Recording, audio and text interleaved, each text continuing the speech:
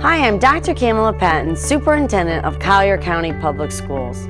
We are all fortunate to be able to call beautiful Southwest Florida our home. As we all know, being prepared for hurricanes and other disasters is a part of life here.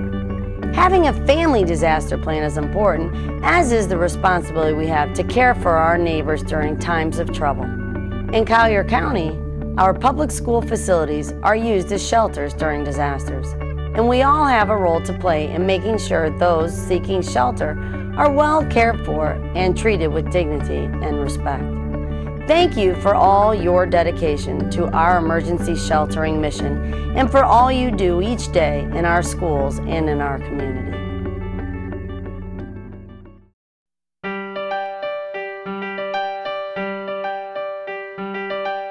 Hello and welcome to Virtual Basic Shelter Operations 101.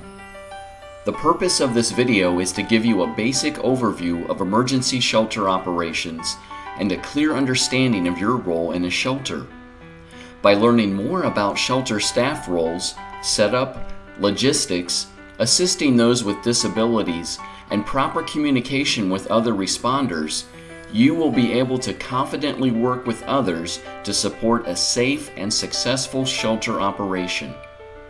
While this training DVD does cover the basics, we would also encourage you to take more formal shelter training offered by the American Red Cross. Per Florida state statute and through a mutually favorable interlocal agreement, the Collier County School District and Collier County Board of County Commissioners have partnered together to ensure that Collier County residents and visitors have access to safe shelter during a disaster. Through this partnership, and in coordination with other agencies such as the American Red Cross, Collier County is better prepared to respond when disaster strikes. I'm Dan Summers, Director of Collier County's Bureau of Emergency Services and Emergency Management. Let me take this opportunity to thank you for your engagement in our shelter training. It's so very important that in Collier County, with our communities, our diverse needs, our hurricane potential, that you take this training seriously and engage with us in such a way that we can take really good care of our community. We get engaged in these emergency operations, and just know that while you're out there working in the shelter and things might seem a little uncomfortable, a little contentious at sometimes, know that you've got a complete Emergency Operations Center team here in this room backing you up for whatever you might need. Our service to the public is important. It's expected of us to help out in any way we can. We will get through the storm event. We ask you to be patient and compassionate in these emergency operations during the shelter. It will take a little bit of creativity, a little bit of initiative on your part to help calm folks, to make them rest comfortably, and we know that you're certainly capable of doing that. Our hurricane shelter scenarios won't last long. We'll work really hard to get the community put back together, try to get people back into their homes. If necessary, relocate people from other shelter locations to areas where they can be cared for in a more professional and comfortable environment any way that we can. I think it's really important for you to understand that we also want you to take your individual and family preparedness serious and do that in advance of the storm so that you can be of some service to us. We've gotten much better at these emergency operations over the years. We're going to try not to work you for an extended period of time, but we know that because of travel and wind conditions, rain conditions, you might need to bunk in at the shelter for some period of time, but we'll try to make sure that we're adequately staffed, well supported, so that you can serve the community, work in that shelter environment, get back home to take care of your family, and hopefully immediately get back to work here at Collier County so we can put our community back to pre-disaster conditions. So I want to thank you for your help. I want to thank you for your participation. I want to thank you in advance for these long hours, but you hate to have a disaster, but there is an awful lot of reward in the service and the accomplishment that you can do during these periods. So thank you for your help. In Collier County, our public school facilities serve as our primary emergency evacuation shelters. Our pet-friendly shelter is located at North Collier Regional Park and is supported by Domestic Animal Services and Parks and Recreation. I'm Amanda Townsend. I'm the Director of Domestic Animal Services for Collier County. Animal Services offers a whole host of support to pet owners and members of the community in disasters. Probably most significantly, we offer pet-friendly sheltering, where there's an adjacency shelter. People are housed close to their pets, and we have a disaster animal response team that cares for the pets during the heaviest part of the storm, and then the owners are expected to care for their animals the rest of the time. That pet-friendly shelter requires pre-registration and then is open to people in mandatory evacuation areas.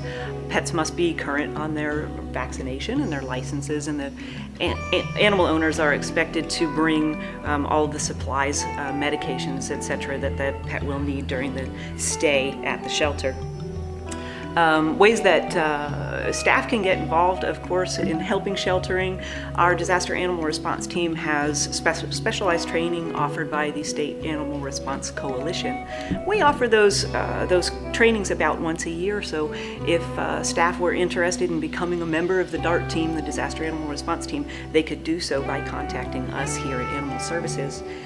All information about pet-friendly sheltering and the DART team is available on our website, which is collierpets.com, or from DAS at 252-7387. We also work closely with the Department of Health to support operations of our special needs shelter at Palmetto Ridge High School.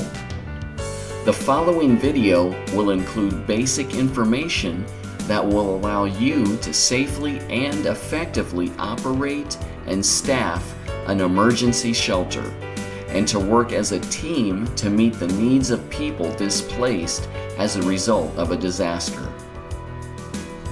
The purpose of an emergency shelter is to provide a safe place for residents and visitors to stay during an emergency with access to various types of support and information. Running a shelter requires a skilled team of people like you who are ready to help. It is important to respect all clients, ensure the shelter is a safe space, provide services fairly and consistently, and use shelter resources wisely. You may also be working with people you normally don't work with, but it's important to remember that you are all on the same team. Agencies involved include Collier County Public Schools, American Red Cross, Collier County Board of County Commissioner Employees, Collier County Parks and Recreation, Domestic Animal Services, Civil Air Patrol, school resource officers from the Sheriff's Office, and other agencies.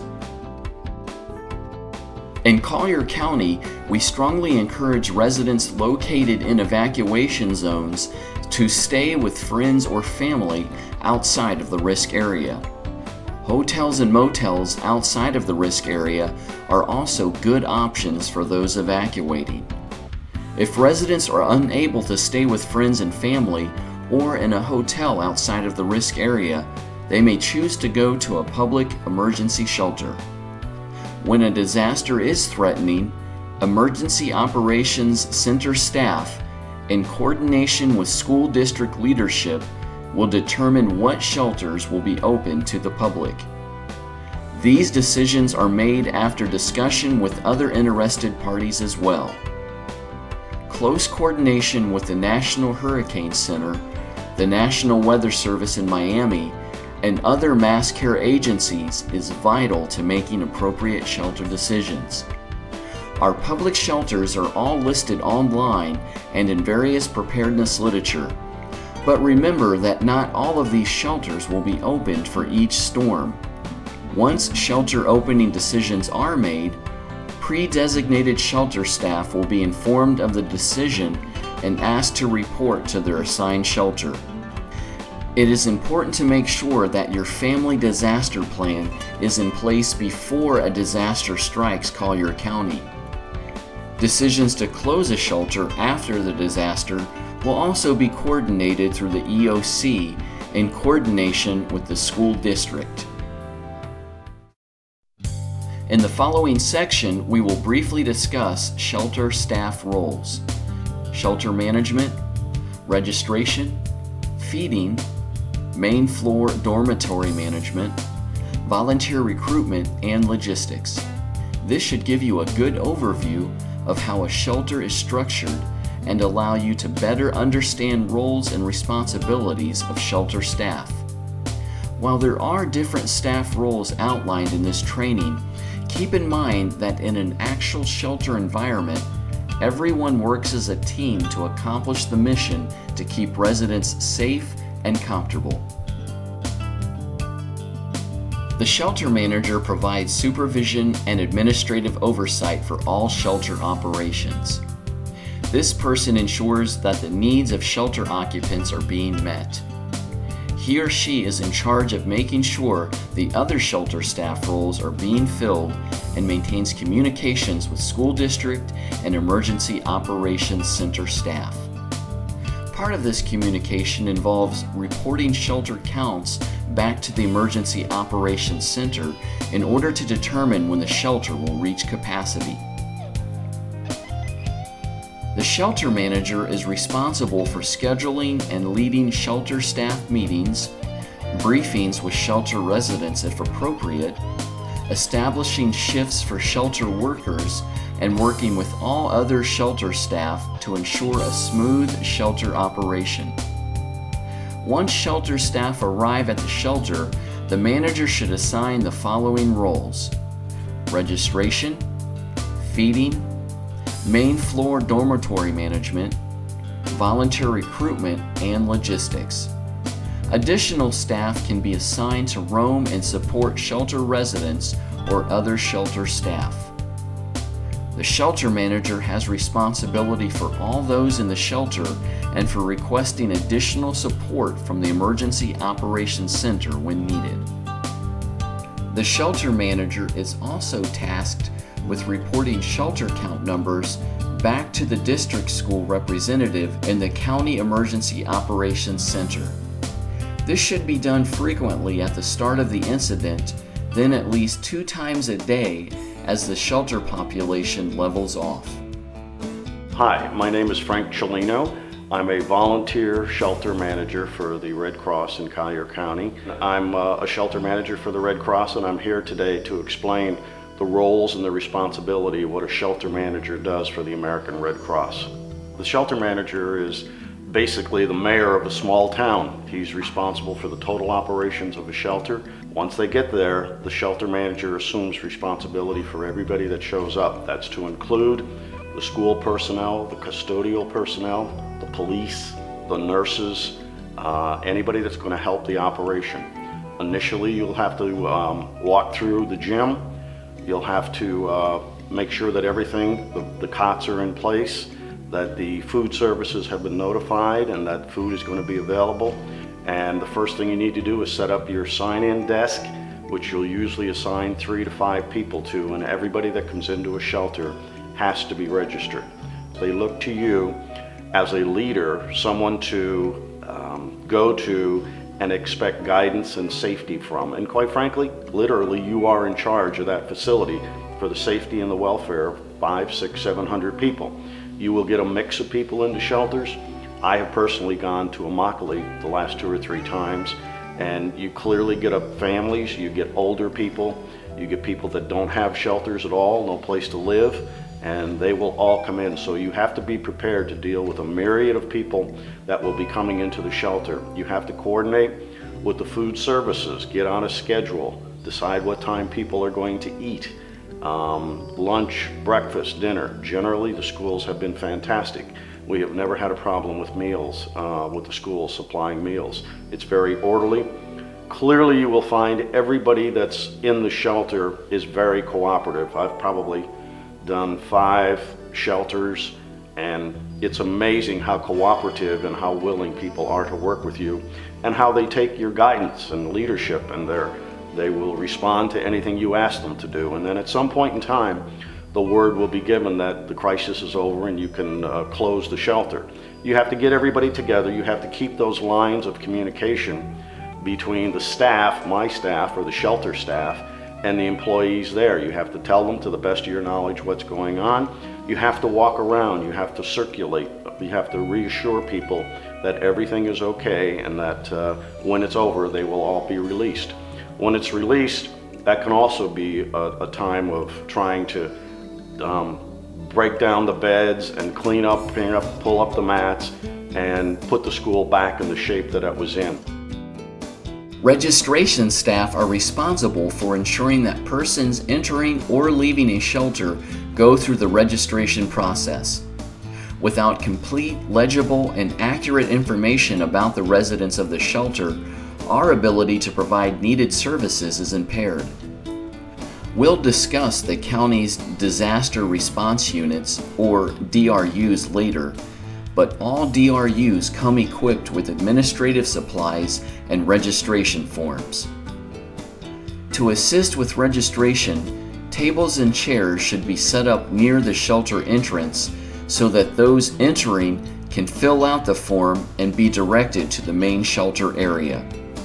If possible, assign a greeter at the entrance to the shelter to welcome residents and guide them to the registration area.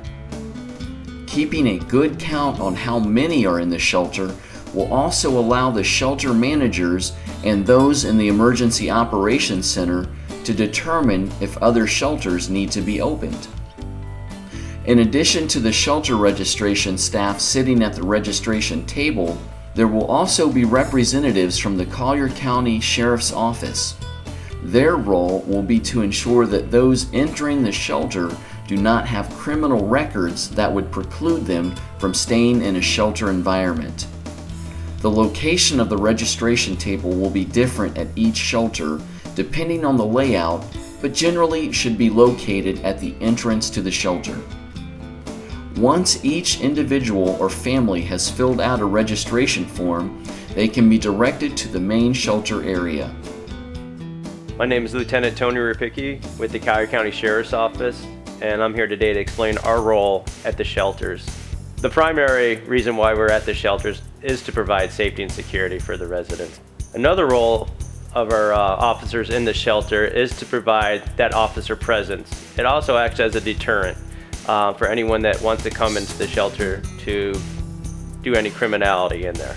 But our primary one is to show up in uniform and to act as a liaison and assist whenever needed. One of the roles in the shelter is also to identify and to talk to any sexual offenders or sexual predators that may come into the shelter during the storm. And we try to isolate them from the general public if it's a last resort visit from them. It's our goal is to work as a partnership between the two entities, or as many entities there at the shelter as possible, to provide a safe and secure environment. A log sheet should also be kept for each shelter. This sheet will allow those working in the shelter to document problems, solutions, and track major shelter issues. A sample log sheet will be included in the administrative supply bin of each disaster response unit. Finally, it is very important to keep good time records for shelter staff. A consolidated log should be kept to record shelter staff names, agencies, and time worked. This is the open door to our disaster response unit, and wanted to spend a brief moment talking about our admin office supply bin, one of the most important pieces of equipment and tools in this disaster response unit. So this is what you'll see as soon as you open the DRU door. We have our personal items bin and then our admin office supply bin. And I'll briefly go over a couple of the important forms that we have in here, mainly relating to documentation issues. The first form is our shelter registration form. This form is what the shelter residents will use when they check into the shelter to sign in effect. This is what the families can use. They can put their whole family on one form, so each individual, mainly so we can get a good idea of how many people are in each particular shelter. For documentation purposes after the fact, also gives us at the EOC a good idea of whether or not we need to ramp up resources to an individual shelter. So that's the shelter registration form. The next form, just as important, is our shelter staff sign-in sheet form. This form is for the shelter staff members. When they come to the shelter, they have to make sure they sign in. This is one of the big things that we request for documentation purposes. We can understand, what time frames people worked, what were the shifts at that shelter, and so on. So, a very important piece of paper here.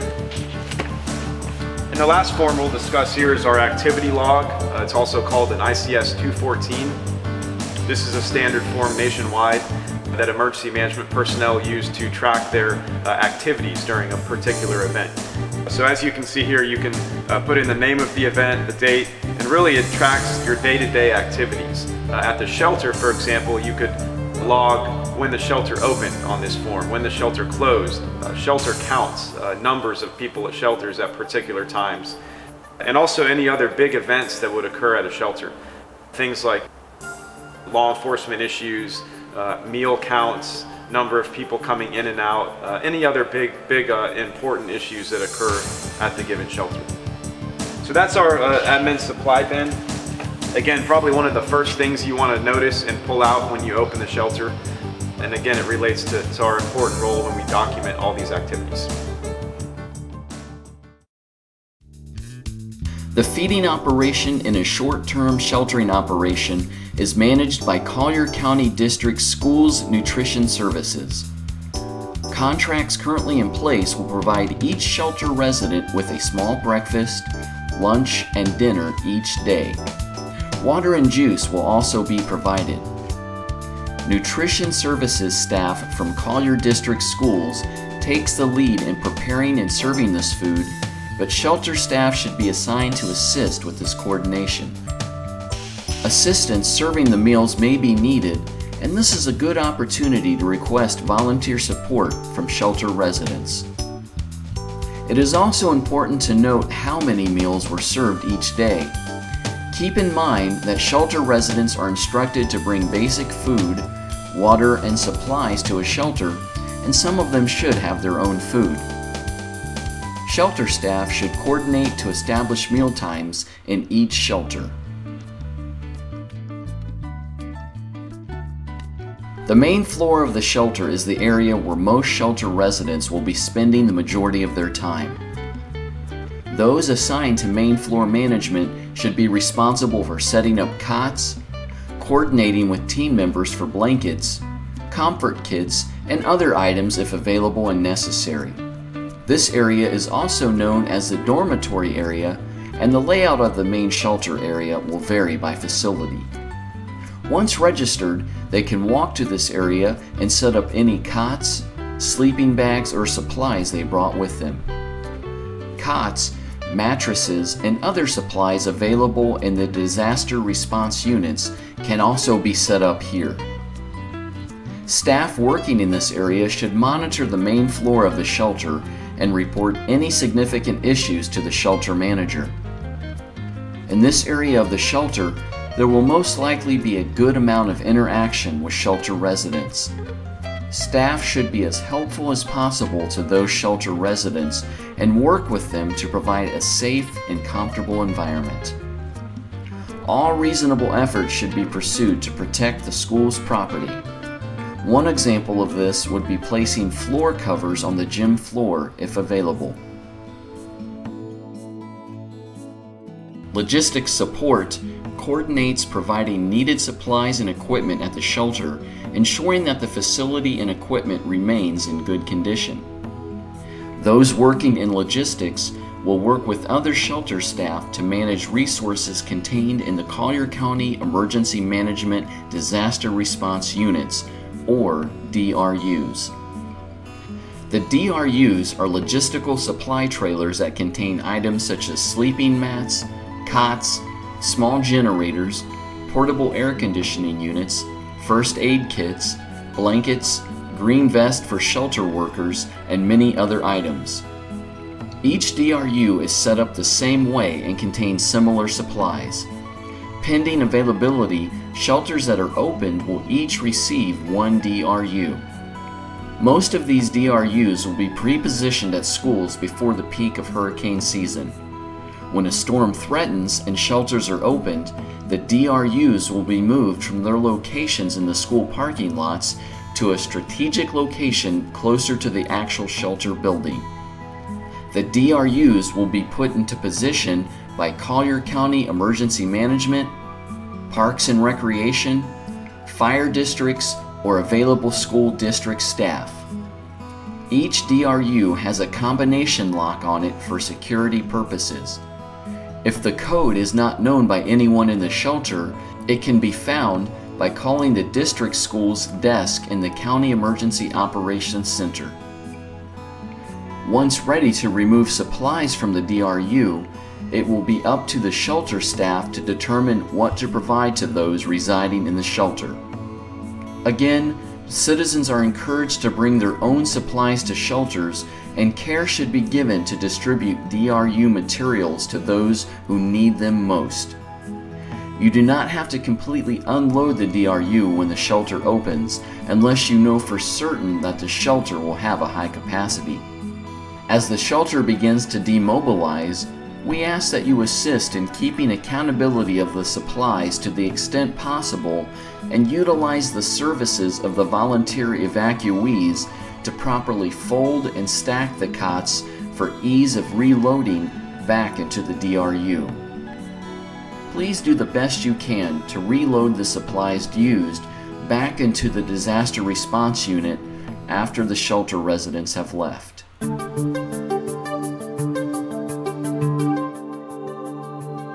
Hello everyone, I'm Tom Ecker. I'm the logistic technician for emergency management here in Collier County. And I'm here today just to introduce you to our DRUs, which contain all our equipment if we have to open up a shelter in Collier County. There are many items to be found in a disaster response unit. Some of the major items are a 5K generator, not kept with fuel. The fuel is kept inside a bin in front of the DRU. There's also buckets kept for waste, there's paper towels, there's Lysol, there's even personal items such as toothbrushes, toothpaste, so on and so forth. DRUs contain portable fans if AC is not available. There's also portable urinals for both men and women. You'll also find box coolers for ice, beverage coolers to hold water or Gatorade. There's a fire extinguisher, extension cords, portable lighting, tarps, some 30 air mattresses with 2 air pumps, approximately 90 blankets. You'll find 4 special needs cots, approximately 50 mats, and 50 military cots. Some DRUs contain portable air conditioners and special needs items such as walkers and wheelchairs. You'll also find a portable radio. You'll find a bin containing administrative paperwork. Each DRU contains an operator's manual.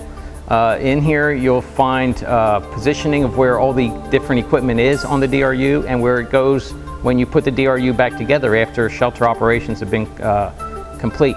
So also has instruction manuals for the air conditioners, for the lighting, for the portable generators. So each DRU has this manual. Our DRUs, we have about 15 to 16 of these, and we are very well equipped to handle any kind of emergency for Collier County. In addition to materials supplied in the disaster response units, Collier County maintains portable generators that can be delivered to the shelter. While these generators are not large enough to power the entire school, they can be used for lighting, charging devices, and other power source needs. Each school shelter has a facilities manager who will be able to assist with generator hookup as needed. Collier County Emergency Management can also provide distribution panels along with the generators. Hi, my name is LeeMayfield with Collier County Emergency Management. Just wanted to spend a few minutes here talking about our electrical distribution panels. You may see these in the individual shelter areas at the schools and other shelter areas. These are distribution panels that we can use to plug into these larger generators, which will be placed outside the shelter area. Once these distribution panels are inside, shelter residents and staff will be able to use these to plug in various devices, charge cell phones, portable air conditioning units that we can bring in, even portable lighting. So In the worst case scenario where we do lose power, we'll be able to have some kind of electrical distribution in the shelter area. So just keep in mind, you may see these units inside your shelter, and they can be used at the discretion of the shelter manager and the leadership at the school. There are many tasks that need to be performed in order to open, operate, and close a shelter. It is often very easy and helpful to utilize shelter residents as shelter volunteer staff. This allows them to take an active role in shelter operations. Those working to recruit shelter residents to act as staff should work closely with the shelter manager and other shelter staff to recruit, place, and release these volunteers. Examples of activities volunteers could assist with include trash cleanup, table setup, cot setup, and food service. Involving shelter residents in shelter operations provides needed assistance and also allows those in the shelter to be more involved. Staff meetings are an important part of clearly communicating between shelter staff. Staff meetings provide everyone an opportunity to communicate, relieve stress, and resolve problems. These meetings should be held before each new shift begins. If the shifts start at 7 a.m. and 7 p.m., brief staff meetings should be held immediately prior. Try to allow all those responsible for a certain shelter function to brief out any issues they may have. Often, someone who worked the previous shift can attend this briefing and discuss any significant issues that the last shift dealt with. It makes sense to overlap shifts a half an hour so that there is communication between the outgoing and incoming shift. In addition to meetings with shelter staff, it is important to keep shelter residents in the loop and informed.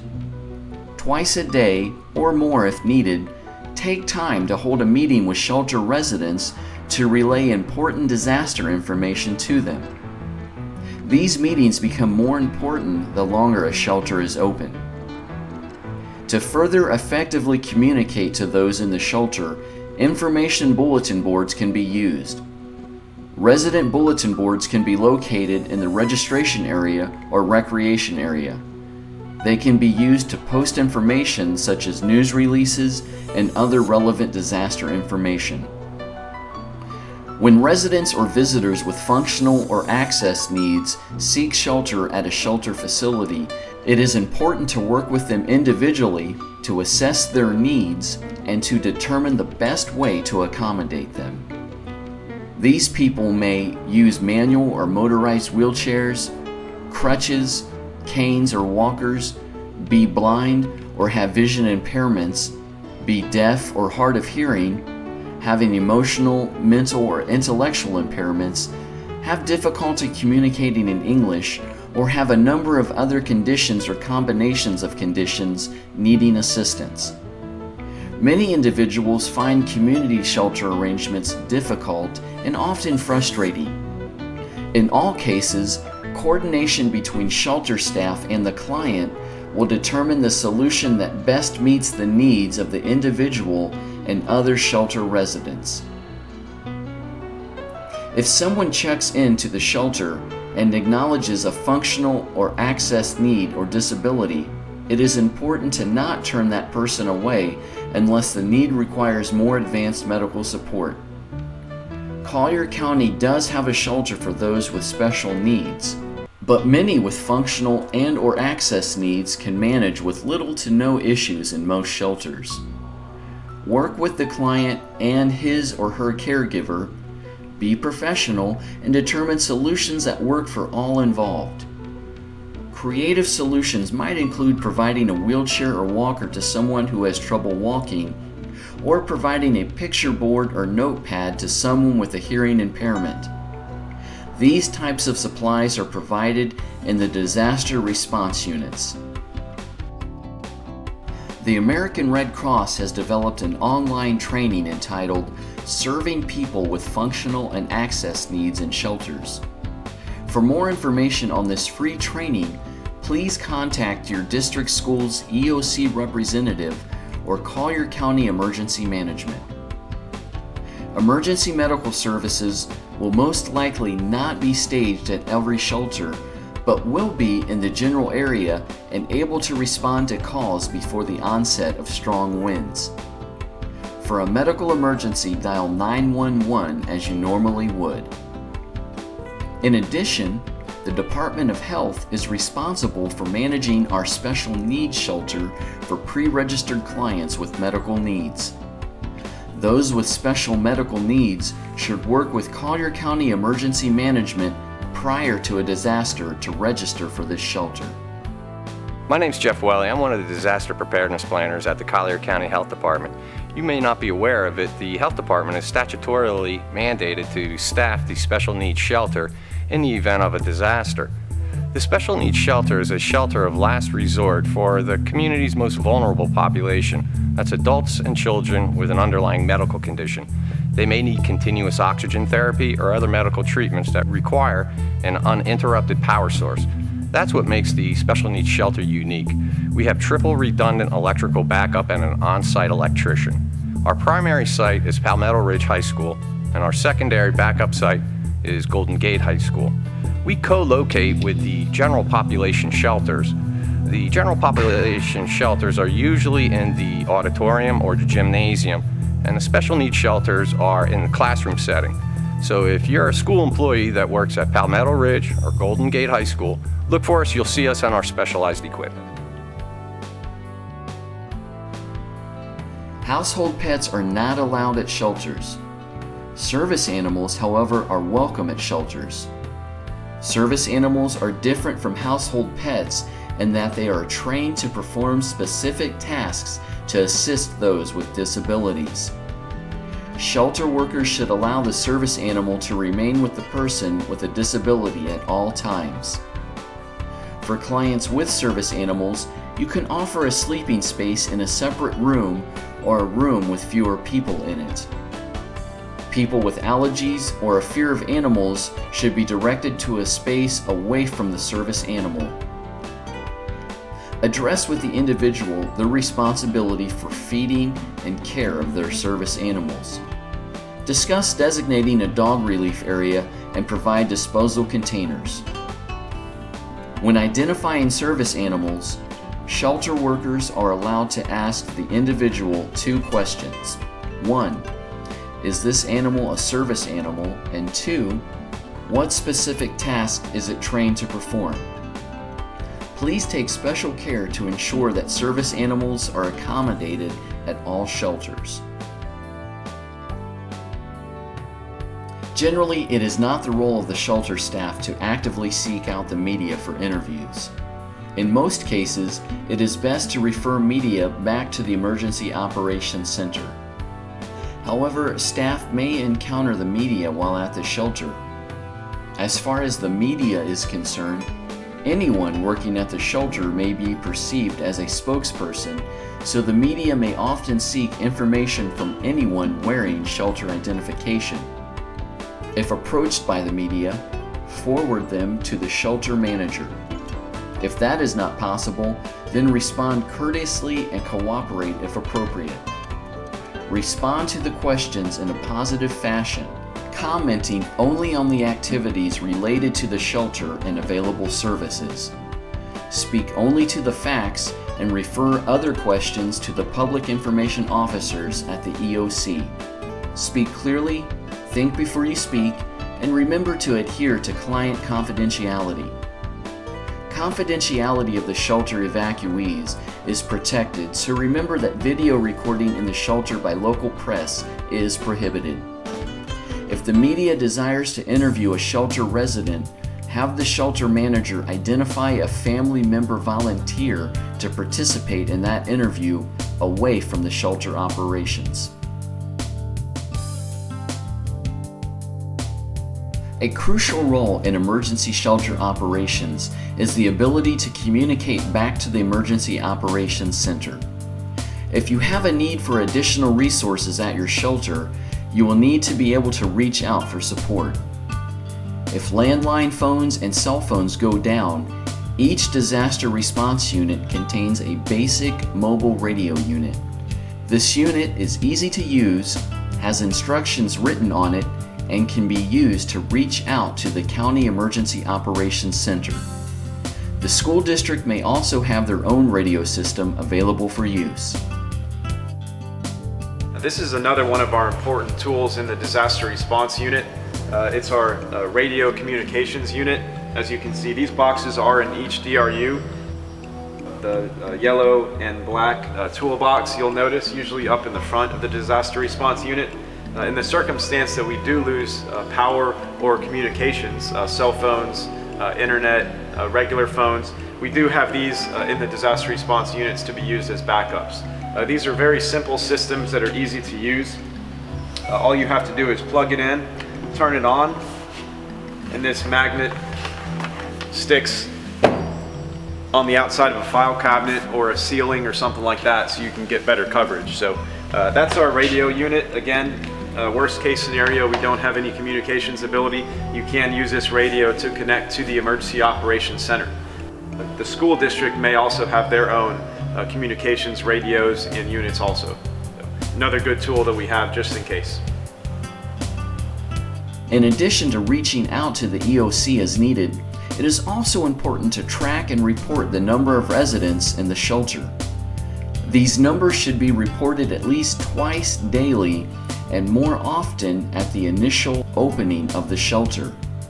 This helps EOC staff track shelter numbers and determine if other shelters need to be opened. Finally, in each DRU is a NOAA or NOAA weather radio. This radio should be plugged in and programmed to our local area to ensure rapid notification of tornado warnings and other significant weather hazards. As you have learned, operating an emergency shelter is a team effort and requires the support of both on-scene shelter staff and other support agencies. Your willingness to help lead these efforts in times of emergency is greatly appreciated. If you have specific questions relating to shelter operations, feel free to reach out to school district staff or Collier County Emergency Management. Hi, I'm Leo Oakes, your County Manager. We hope this video has given you a general overview of shelter operations and how to best care for our residents and visitors who choose to seek shelter during an emergency. As you have learned, operating an emergency shelter is a team effort and requires the support of both on-scene shelter staff and other support agencies. During a disaster, Collier County responds and recovers together, and your willingness to help lead these efforts in times of emergency is greatly appreciated. Thank you for your support.